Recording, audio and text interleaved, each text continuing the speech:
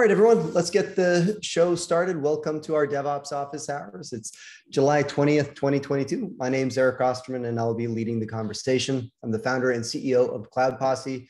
We are a DevOps accelerator, which just means that we help companies own their infrastructure in record time by building it together with your team as though they had built it, because we're doing it alongside of you and showing them the ropes. So if that sounds interesting, head over to cloudposse.com/quiz to get started. Again, that's cloudposse.com/quiz to get started. For those of you new to the call, the format's very informal. My goal is to get your questions answered. So feel free to unmute yourself at any time if you want to jump in and participate. We host these calls every week. Our call today is recorded. We'll automatically post a video recording of the session today to our YouTube channel. So if you like to support the content that we produce here, please hit those like and subscribe buttons. It helps us out a great deal. But if you'd also like to tune in for these sessions live, you can always go to cloudposse.com/officehours. Again, that's cloudposse.com/officehours to register for these live and interactive events. You'll get a little calendar invite in your inbox and make it easier to join. So with that said, let's jump into some small announcements that caught my eyes. I don't know, it feels like it's been pretty slow lately with exciting announcements. One is, if for compliance today, you are already relying on VPC flow logs. And if you have a multi-VPC architecture, possibly across regions or across accounts, you might be leveraging transit gateways. The problem is that, I guess up until this, you couldn't get visibility into the flow of traffic across those transit gateways. So Amazon has now added improved visibility and monitoring for that. Now, the other interesting thing about this is, from my perspective, just drew a, oh yeah, no, my only little commentary I was just gonna add there is like, flow logs have got to be like a ATM machine for AWS. I mean, literally capturing every single packet going through a VPC and logging in S3. And some companies have like 10-year retention policies. Imagine storing your network traffic for 10 years in S3 because compliance said you had to do it. I can't believe it. Yet I've heard that requirement come from some enterprise customers. Yeah, not only that, but then you have to bring all that data into Athena to actually like analyze, do anything with it. So there's another revenue generation scheme. Yeah, exactly. It's brilliant. No wonder why they're making money hand over fist. Or the institutions using Splunk. And could you imagine ingesting 10 years of flow logs into Splunk? That's got to be tens of millions of dollars a year in licenses. So, all right. Next announcement was a small one, just anomaly detection is another capability now of Amazon DevOps Guru. I'm just watching this from my armchair on the sidelines, never touched it, never looked at it. Just bring it up mostly because I'm curious who has and is trying these things out, because I am kind of curious what Amazon's working on with these tools. Has anyone looked into DevOps Guru?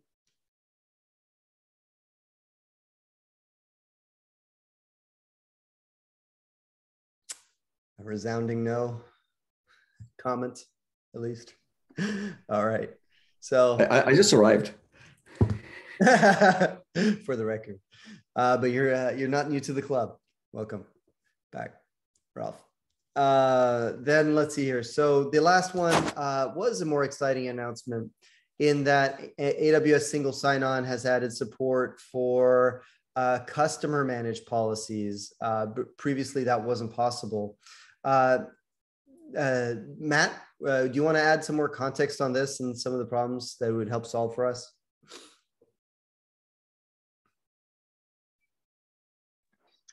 I think before, the only thing you could do with it was you could use inline policies when you created what are they called? A permission set. I couldn't think of the word for a minute. When you created a permission set, you could use an inline policy, but that meant that if, for example, you had an IAM role that was using a particular customer defined policy, and then you also wanted to do those same things, you now had to duplicate the same set of IAM permissions twice, one for the IAM role, and then one for the SSO permission set. But now with this, you can kind of make that much more dry, define your policies once, and then attach them to IAM roles and SSO permission sets. That's perfect. To make it easy. Yeah.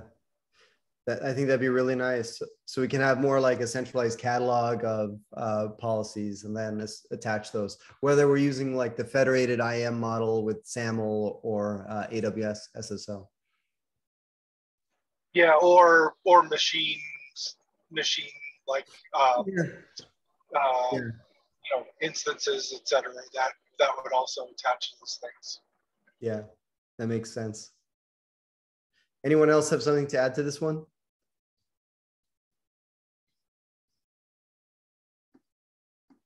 All right. Well, I'm out of fun and exciting announcements. Anyone else have another announcement from the past week? Any interesting projects you came across, news, events, conferences?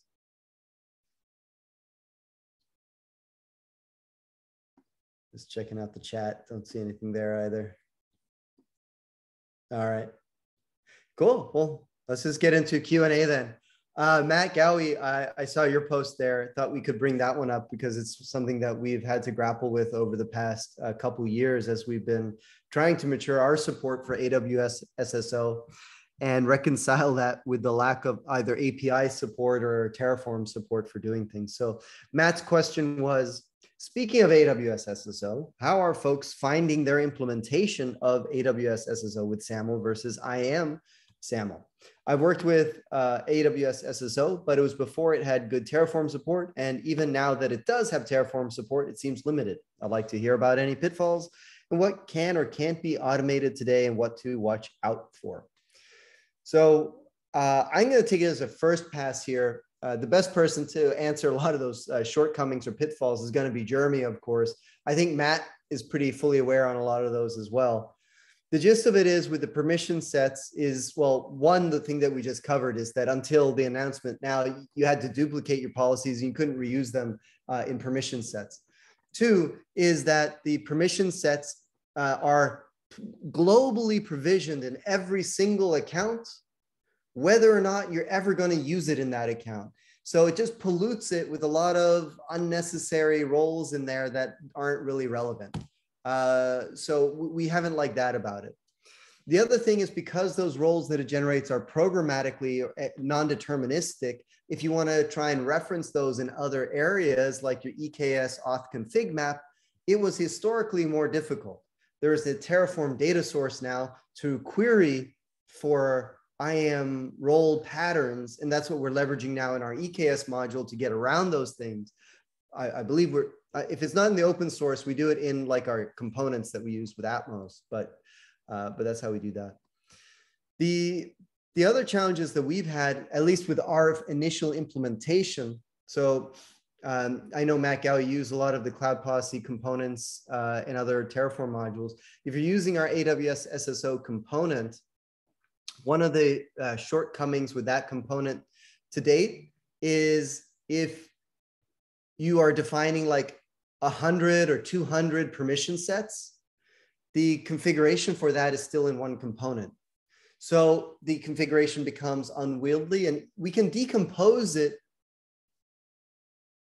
with Cloud Posse's inheritance model and how we inherit YAML configs and things like that, but it still means that the configuration is enormous. So what we are going to be doing is refactoring it so you can define lots of permission sets just in YAML, but broken across components.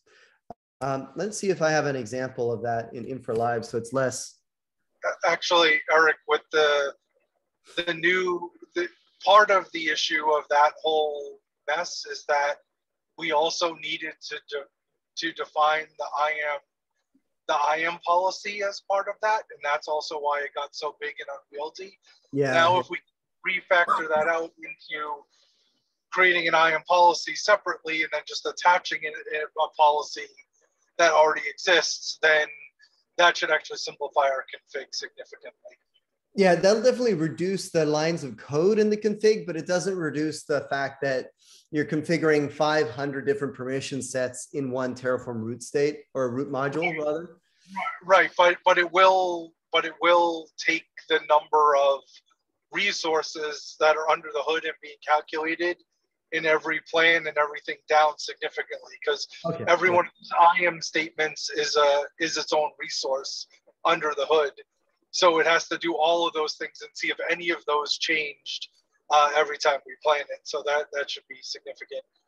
One other thing I'll just mention really quickly while I'm speaking is that the one thing I don't like about AWS SSO is that you still can't cold start provision it from with Terraform or with any API. You have to manually turn it on and then manually add the third-party IDP that you're using and configure that. There's still no Terraform resources because there's still no API to do that. So I hate that part about it. Yeah, that's a bummer. In regards to what you folks were talking about in that you needed like 500 permission sets. What did you need 500 permission sets for? Was that a specific use case? Like if you're in the hundreds, basically. So you can imagine in an enterprise context, and you want to get to fine-grained roles. You have dozens and dozens of accounts, or hundreds of accounts, or thousands of accounts. You have lots of teams, and you want to get more surgical about the permission sets you're deploying there. Then you end up getting a lot of these permission sets there. But by and large, for most companies, especially startups, you're probably not going to run into that problem at this stage of the growth. Yeah. And I mean, your permissions, because I was thinking your permission sets really map directly to the job functions, things like what you have here in terms of a power user, a read-only user, an observer. Yeah, but those quickly become way too broad when you're talking about enterprises that might have support teams that only run like a set of 3 microservices, and that's all that they should have permissions to, is basically those roles, but only for like a grouping of 3 microservices as an example.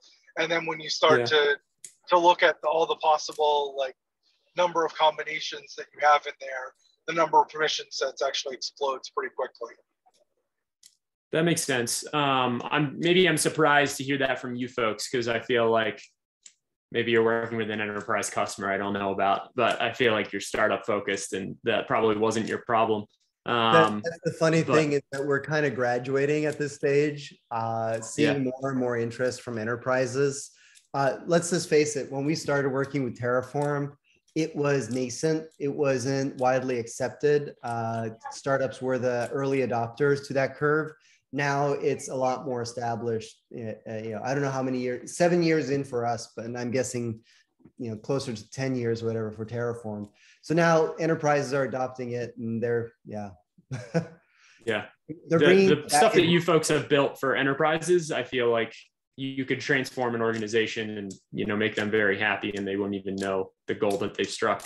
But that's interesting that's there's starting to be a scale problem in regards to that type of thing. That won't be my problem, luckily, but I'm happy to hear everything you kind of broke down in regards to one more thing, just to nuance what Matt was saying. So if you take the case of the team that has 3 microservices deployed, and you need to fine-grain that access control, what we're really talking about, or if we reframe it, is if you're talking about single account multi-tenancy between teams or functions, these roles are overly broad. So you might need to be able to scope what it is to be an admin for certain specific services or clusters or things like that within an account. Now, in the Cloud Posse model, we're trying not to do that and just create a container per team, so to say, an account per team or function or things like that. But that isn't realistic in every business context. Yeah, no, that makes total sense. And that clarifies what Matt was talking about in regards to 3 microservices. It would need to be scoped to the name of the resource, and where that name has the team's identifier in it or whatever. Makes sense. another quick example of that would also be something like data residency requirements. So like where with EU, like data privacy laws, you're not allowed to have access to the PII of UK resident or EU residents unless you reside in the EU, as an example, or several other countries. I couldn't think of the word countries.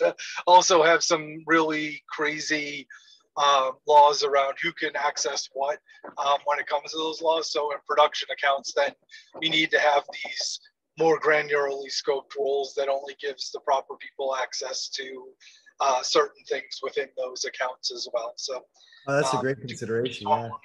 Yeah, that's a good point. Have you guys used like the new AWS tagging where you can give people access to resources by tagging? Has anybody done anything, use that? It's something fairly new. I think they released. Is it a condition on the IAM policy? No, it's not. By tagging the resource, you have access by tagging resources. I'm not 100% sure how it all worked out, but it's an IAM condition that they use under the hood to do that. It's also not. They've done some things to improve it more recently, but it's been around for quite a while. And that's how you end up doing it. Is your IAM policies have a condition that basically allows or denies you access to certain resources based on the tags and who you are. Yeah. Right. So the user IAM policy would have something like saying they can only access resources that are level development or something like that. And if you tag it at that, then they can access that resource. But yeah. Yeah. And historically, Amazon hasn't had the best support of tags on all resources, but I think they've turned a corner on that now, and most things do support tags. Seems like they've ramped up and really let you tag everything now lately. Yeah, that's good. I just wanted, there were two guys that had their hands up, Mohammed and Isaac. Mohammed, did you have something to add? Yeah, thank you, Eric. I guess for enterprises use cases with SSO, the only tip I can give is that use IDB that support SCIM protocol. So that's good point.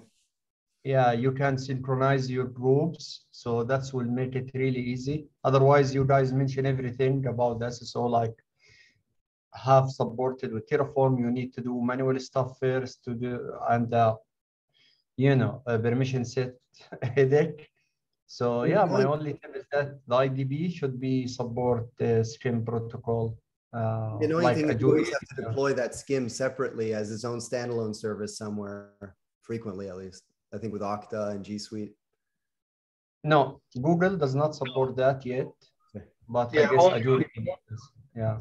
Only Okta, and it's, you now don't need to run that separately. It just runs directly right on Okta, but that only will, all that will do is basically put users into groups like inside of AWS SSO, and then the other thing with AWS SSO is you can't use attributes on the session that come from the provider to actually dynamically grant access to resources yet. It's something you can do with SAML, but you can't yet do it with their SSO integration. So there's a lot of things that are still lacking there. If we remember though, it's a fairly new product, like from a maturity perspective. So I expect all these things are going to get better and better over time. The other thing that's really annoying about SSO is that you can only have a single IDP, which I know for most organizations, not a big deal. You only use one, but when you're doing contractors and you want to use federated identities outside of the organization and or an M&A organization, and you want to give them access to your AWS organization, you can't use SSO by deploying it in multiple regions, but it gets super messy when you start to do that to get around that limitation. So yeah, that's another downfall of it. Do you have enough downfalls yet, Matt? Or I have one too. Yeah. Well, let's pile them on. Go on. This Go one ahead, had to Isaac. do with the recently released delegated administration. You had that window open. yeah, I tried it because I really wanted to not have to log into the root or the management account to do SSO stuff, but it actually doesn't work for me. yes, it doesn't right. work for us. We tried it. We had to walk it all back. I think all the permission sets created in the root account got owned by root or something, and then we weren't able to continue managing it with Terraform. So I don't know. Was your problem different? Mine was that in the delegated administrator account, I couldn't even actually create any permission sets or like click. You know how it shows you two tabs? One is for permission sets and one is for accounts, where you would go to actually assign a user or a group. Anytime I tried to click on those links, I would get a bad request error and the UI would just hang up. So it was like really weird. And I couldn't figure out a solution, so I gave up on it. Yeah, I can't recall. It was a little while ago now. We tried it a month or two ago. So yeah, if you post in the Slack though, I can probably tag the team that did it. But yeah, we weren't successful either. So I'm not sure how helpful that would be. Related to this though, that's the other annoying thing is, yeah, you got to deploy AWS SSO in the root account. If you have like an identity account where you'd want to migrate these things to, you can't do that. Well, this is what this is supposed to enable, the SSO delegated administration, but at least working with Terraform, we were not able to get it to function. Yeah, and that's also a problem because there are some organizations out there that have like a shared, particularly ones that work with like third-party security firms where they have a shared root account or they don't have access to the root account and then they just have access to like all the other accounts in the organization. They can't actually install that. So it's pretty that's a pretty poor design as well. Yeah. So I think that that we've piled on all the bad things. Just to like wrap it up, would you recommend it? I don't know. I think that, Matt, Eric, you guys have probably the most experience. Mohammed, I'd like to hear your, thoughts. It sounds like it's still kind of early on. And I've used it and, it's been fine for smaller purposes, but at a higher level, yeah, I'm wondering. Which one? Sorry. Yeah.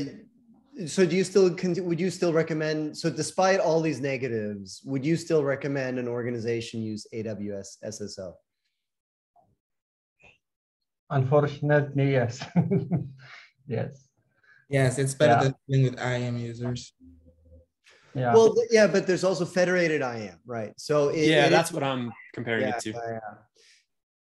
So I have a stronger opinion on this right now in the current state of things, and it's a little bit conflicted.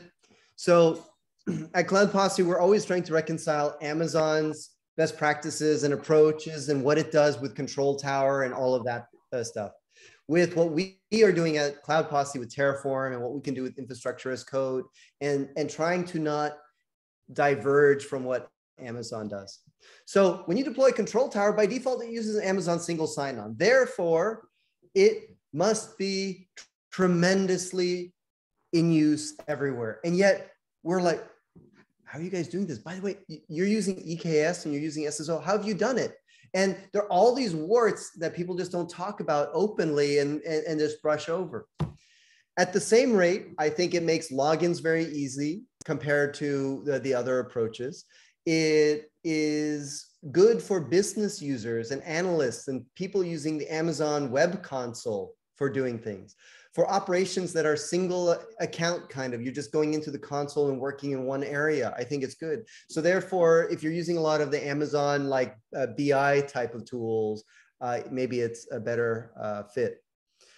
So what our recommendation is to, well, okay, before I get into our recommendation, the other thing is then with IAM primary, well, so what we call our things. The other thing is with federated IAM, is you can support any number of identity providers, and you have surgical control over your roles and the roles in other accounts and the trust relationships between those roles.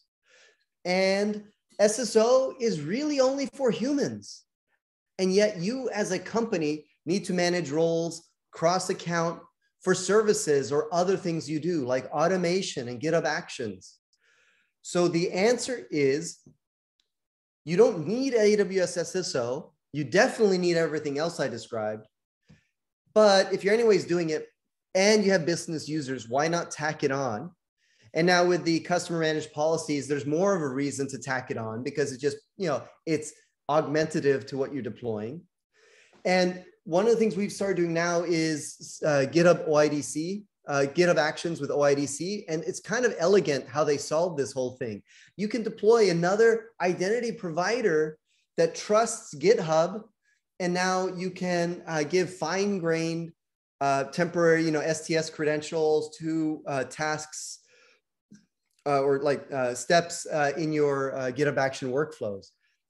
Previously, the best practice was, well, you had different runners or different instances that had an instance profile, and whatever ran on that instance could do whatever that instance could do. But the lowest common denominator was provision IAM roles. So now you just give this IAM role to everything that can do CICD, and that was horrible. So I think that the answer is you definitely need to have the federated IAM architecture in place to support any sort of sophisticated permissioning model within AWS. And then you can tack on AWS SSO for your business users as needed. Okay. I would also, that was a good breakdown. Thanks. Sorry, can I also just add that the CLI integration with AWS SSO makes that significantly easier as well. Like, you don't have to worry about AWS Vault or, wrapper scripts or storing permanent credentials in your environment, or, the 8 million other ways that people were solving that before. It also is a huge plus. Leap is another one, but you don't even need to use Leap necessarily if you're doing AWS SSO, but you can. Yeah. And you're talking about the AWS CLI, AWS login command, right? Yeah. Yeah, exactly. Yeah, that makes sense. Because that's basically doing what Leap is doing under the hood, and I could see that being useful when you're not just trying to access accounts. But yeah. Cool. Thanks for the discussion, guys. Really useful. Very good one. So Sharif asked last week a question we didn't get to. It's come up a couple times, but it is on my radar, and I'm always curious about it, hearing if there's any other newcomers to the group with something to add. So Sharif was asking, hey, anybody using Crossplane yet? I know, Matt, you've been getting more and more involved with that. Before we touch base on you, anyone else using Crossplane or Crossplane curious?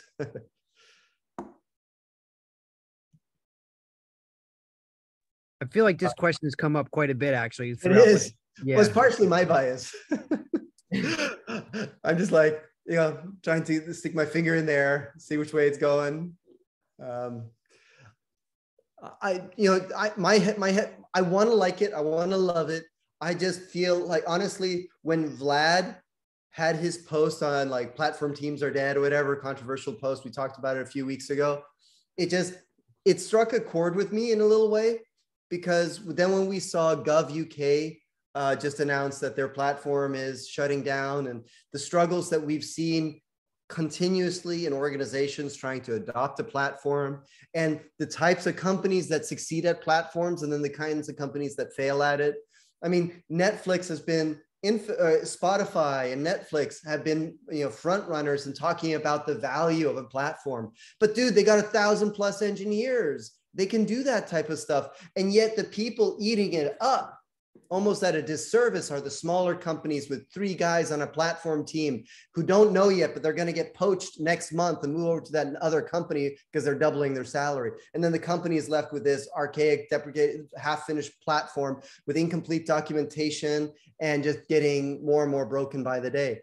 So we've seen so many platforms come out these days, or especially with the advent of Kubernetes. So just before there was Kubernetes, there was the, why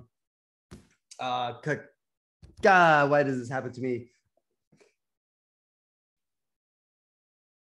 Not Redshift, the other one begins with a C that I'm totally spacing on. Core OS, maybe? No, Core Not OS. QuickSight. No, not QuickSight either. It was bought. Wasn't it bought by Salesforce or something, or VMware? Anyways, big platform. I'll look it up after this, not to keep things flowing. But to me, that is dead in the water. It's not going anywhere, and I don't think that people are going to en masse jump over to it. Instead, you have a bunch of entrenched enterprises who will stay on it because they can't get off of it. And then you have Redshift, which added this quote unquote necessary layer of abstraction and compliance on top of Kubernetes, so that you can give teams their own like slice of the cluster and manage permissions and policies and networks and all of that stuff. And it really took to heart this whole idea that, treat Kubernetes as a platform and then put, 500 platforms on this one cluster. But it turns out then that, oh my God, you have this complex OpenShift apparatus, and you have to have OpenShift admins, and you cannot use EKS out of the box, and you have to manage the host level OS and everything above it to deploy OpenShift. It defeats some of the purpose, I feel like. And then there's probably 50 more CNCF projects aiming to implement a platform on top of one of these other technologies. So one of the ones that I had a little bit of FOMO on until Crossplane started coming up all the time was Spotify's Backstage offering. And it's not really a platform a little bit, but it is nice in that it gives you a single pane of glass into a lot of systems that you're running without being so opinionated on maybe how you're doing deployments. Now, Crossplane comes along and it adds to that and gives you an opinionated way also on how to deploy your apps onto the cluster. But obviously Crossplane is for everything above the cluster. What happens on everything below? So, okay, shit, we still got to do Terraform. We still got to have our cloud formation. We still got to provision our accounts and do all these other things. And so this is why I'm not immediately gung-ho on adopting Crossplane, because I feel like I've gotten burned by the promise of all these other things and kind of just waiting for the dust to settle here. There's also, this is Oliver speaking, one thing that I noticed, I was really excited about Crossplane as, just the idea and the concepts. But I remember that when I looked into it, one thing that struck me was that it's a really difficult problem to solve well. And what form does that take in practice? If you want to instantiate an RDS database, you don't usually want to do that on its own. You'll need, the AWS resources that go around it, like options groups and whatever. And those are not actually supported by Crossplane, or they weren't when I looked. I imagine that evolves constantly. But so my conclusion was, okay, well, so I can put I can provision part of my infrastructure with Crossplane. I can, provision more than what I can do right now with Kubernetes, but it's still quite far from being an interface to AWS resources. I believe with that. Yeah, I agree with that. And that the provider support is still lacking. I think it needs adoption before it's actually going to get to a level where we're properly able to manage all the resources that we have with Terraform, for example. Exactly. Yeah. So and some of those things I think, we need to, like, if it provides value, then, more adoption will lead towards more open source contributions. And then, it becomes a better viable option for being in the space, being a primary tool in the space. Well, Eric, or go ahead, Oliver. I just want to add one thing based on what you said. Like, for me, the question then becomes, okay, well, if I end up having to use some Terraform anyways, because, say the options groups aren't or part of Crossplane, then why would I use Crossplane, right? At some point, there's got to be like a really compelling reason, you know, so like a higher level concept that Crossplane supports that brings together a whole pile of stuff so that I don't have to do all the little pieces individually.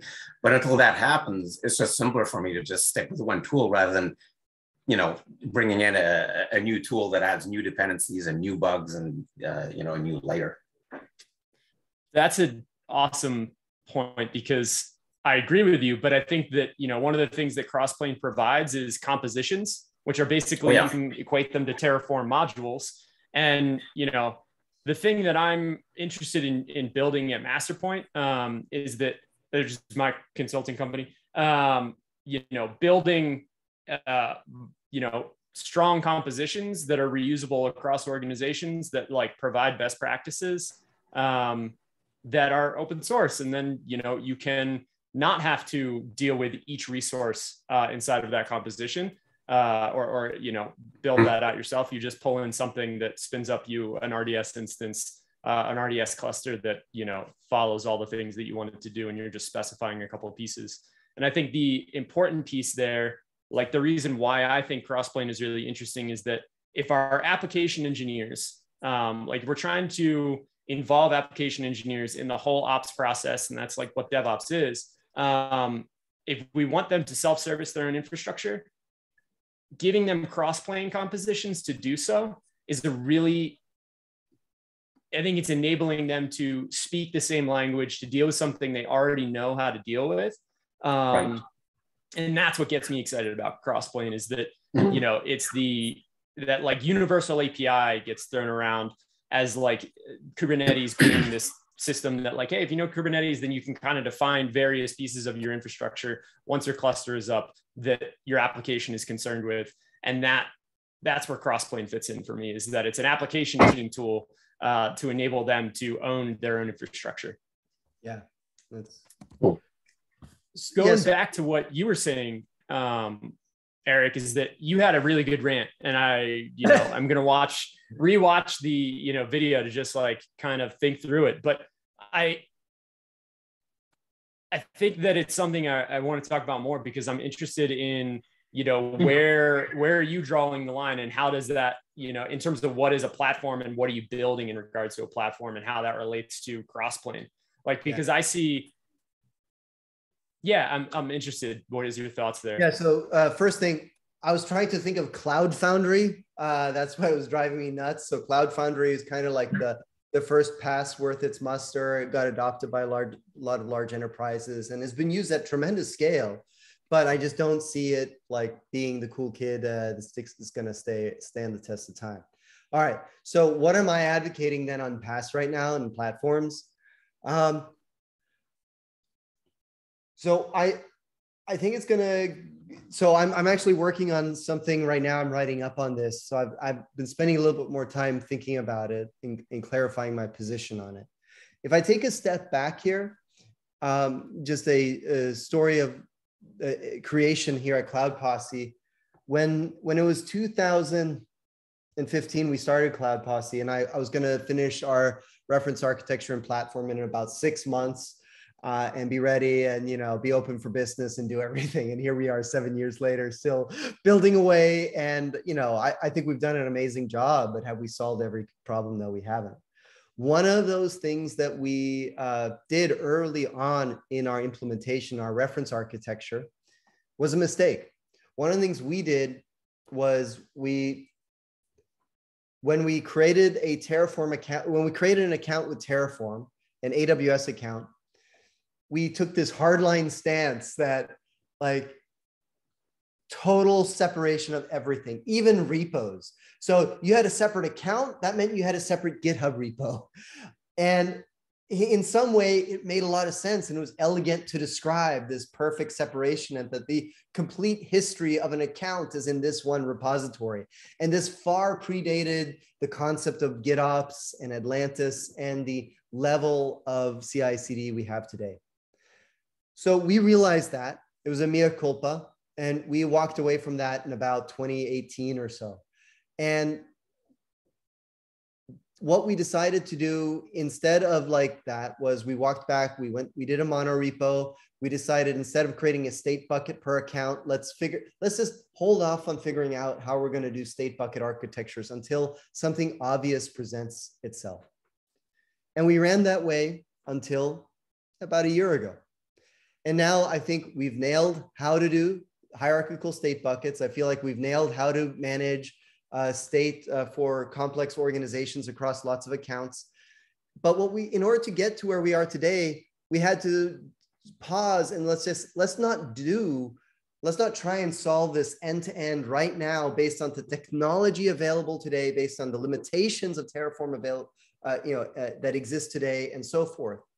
So my thesis is that it is too soon to double down on one of the platforms out there because the dust hasn't settled on the 50 or so CNCF projects for building platforms on Kubernetes, and then all the commercial offerings on top of that, and all the failed startups and bankruptcies around them.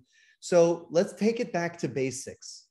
Instead of trying to build this universal platform for platform teams, treating smaller startups as Spotify, Netflix scale enterprises. So don't do that. Let's just keep the platform simple, stupid. It's going to be Kubernetes. And let's not try and add too many abstractions on top of it today, because we don't know in 2 years where this is going to be. And walking that back is going to be a lot harder if you have all these abstractions in place on top of Kubernetes. So more clusters, more isolated to specific workloads, leaner clusters using things like Carpenter to spin up lean workloads. And because I think honestly, like if we could wave a wand right now, I would like to cut the amount of infrastructure Cloud Posse delivers to a customer by 60% or something. But it's not possible because that's how much infrastructure you need to manage a large scale deployment for everything that we do. So on top of all that code that I want to cut, I don't want to add all that other stuff on top of it. So by the same argument, then we should just use ECS. I do not fault customers that say they want to use ECS. In fact, on a sales, I do a lot of sales calls, and I will never say, oh, you need to use Kubernetes. I'm never going to tell a customer that. They have to have already come to that conclusion. If they want to be convinced, I'm happy to talk up both solutions and help them make that conclusion. But honestly, ECS makes some things a lot simpler depending on the sophistication of that company. Many don't need the powers of operators and controllers that you get with Kubernetes. I mean, I love Kubernetes. It is what makes it a framework kind of for cloud operations. But dude, if you're just deploying the simple LAMP stack, you don't need it.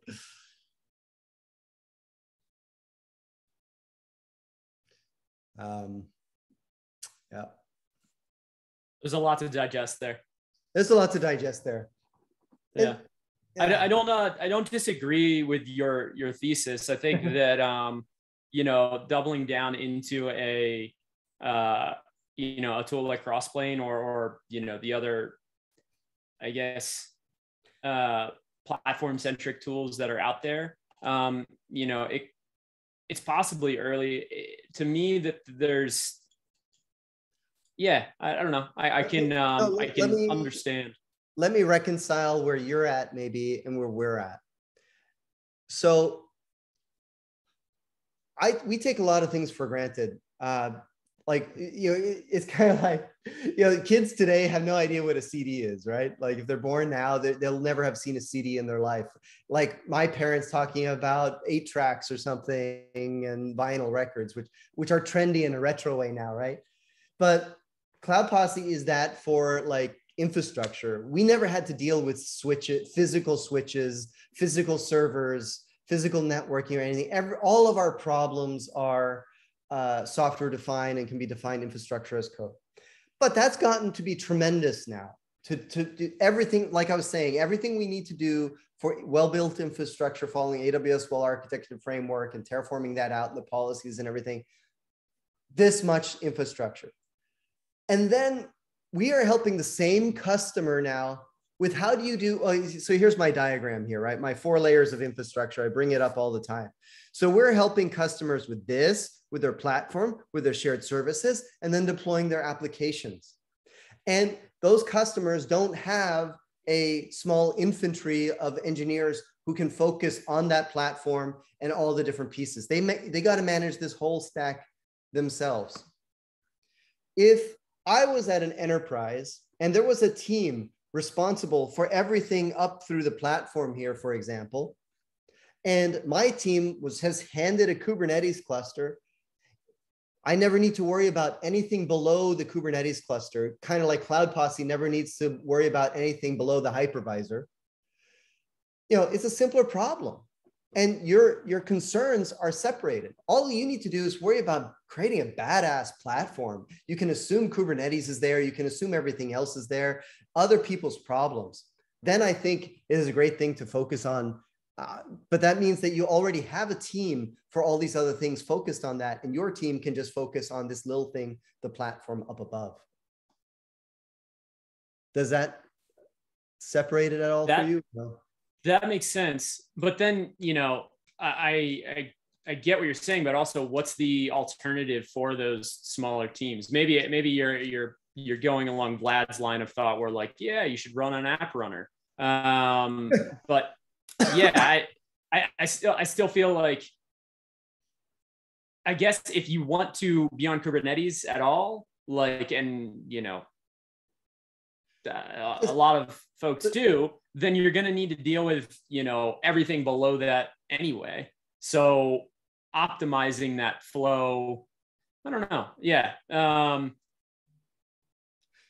And then there's like Knative, right? Which kind of preceded Crossplane as a more raw functions as a service layer for serverless apps. So you could get away from those things. And where does that fit into the Crossplane story? And, maybe they kind of do align.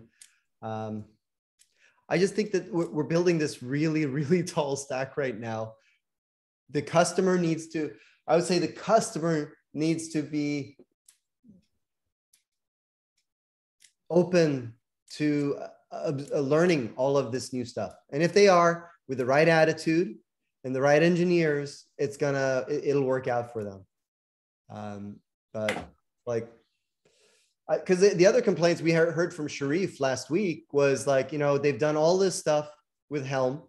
They've templatized it away. They've reduced it to like what we call the mono chart, like this one chart. But then they had to add back in all of these exceptions. So now their charts are incredibly complicated because at some point, so you abstract away all these complexities of Kubernetes to create a simpler way to deploy your apps. And you start building on it. And then those same developers but I want to be able to do this. I want to be able to do this. So then you reintroduce all of those things back into the platforms that can do those things. So you've just undone the simplification you've done and created just a dialect, which is just as powerful, but more complicated and convoluted with a layer in between. So this is why I'm kind of advocating right now, dude, it hurts for me to say it. I don't love it, but I think that the teams just got to first mature on the Kubernetes fundamentals. And dude, Kubernetes isn't like when we started Kubernetes at 1.1 and where it is at today at 1.25 or something. I don't even know. It's matured a crazy amount. It's not the same thing. They're adding so much, deprecating so many things all the time. That's enough to stay on top of. I don't know if the platform is going to be able to keep up with Kubernetes, as is the problem with most platforms built on top of another platform. Platforms on platforms on platforms. Yeah, it's abstraction layers. And I think that you're right, that the application or the teams need to be, very much in the know about what they're taking on. But for a lot of teams that I've seen, they need to build on something. And like, as long as if it's built with infrastructure as code, it's actually going to be so much better for them because at least it's not, WikiOps or, they lost an engineer and now nobody knows how the whole thing that they did build works.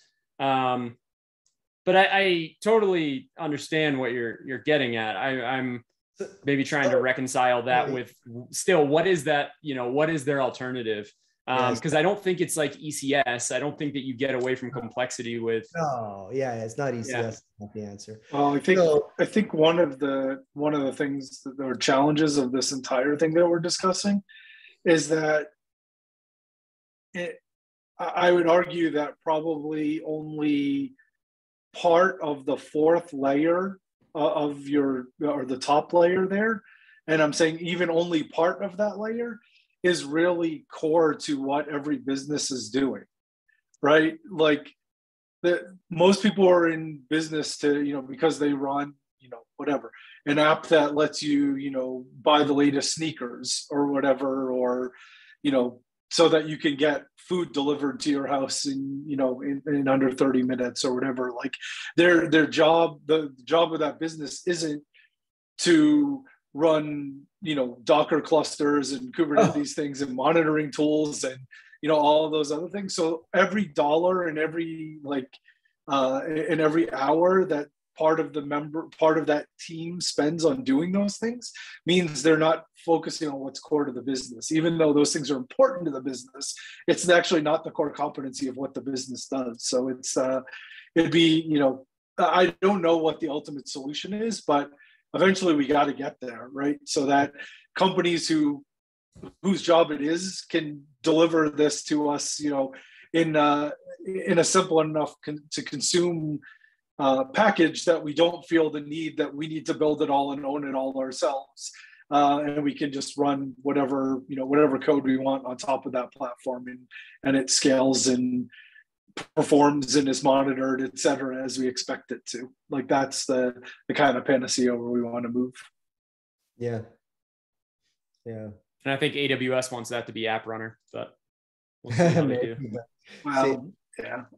I think that's still, micro.